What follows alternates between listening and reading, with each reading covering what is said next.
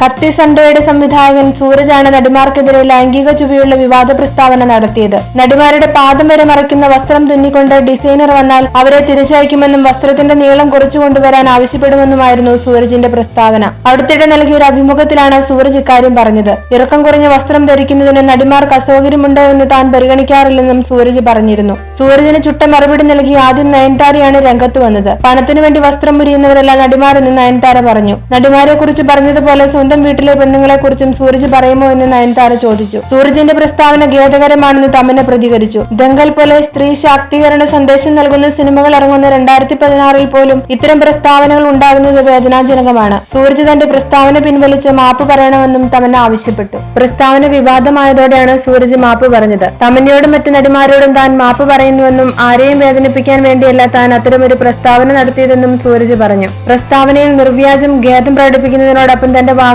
പിൻവലിക്കുന്നതായും സൂരജ് വ്യക്തമാക്കി.